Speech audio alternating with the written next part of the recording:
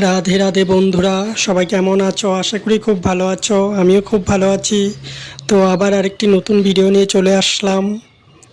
তোমরা মনে মনে ভাবছো ওখানে রোদ্রে বসে কি করছেটা কি? গুয়ের মতো দেখা যায়, পচা বস্তু কি এসব, কি লাগছে ওখানে?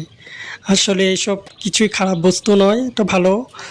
আমরা যে চা খাওয়ার পরে যে চা পাতাটা বেঁচে যায়, তো সেই চা পাতাটাই আমি রোদ্রে দিচ্ছি, কারণ রোদ্রে দেওয়ার পরে যেটা শুকিয়ে যাবে তখন এটা আমি মাটির সাথে মিশিয়ে গাছের গোড়াতে দিব।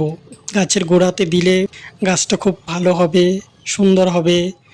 তো এটা একটা সারের মতনই কাজ করে। তো তার জন্য আমি সেটা রোদ্রে দিচ্ছি। ফাইনালি আমার রোদে দেওয়া কমপ্লিট হয়ে গেছে, এখন শুকানোর পালা। দেখো বন্ধুরা, রোদে দিতে না দিতে একটি সুন্দর প্রজাপতি এসে ওই চাপাতির মধ্যে বসেছে।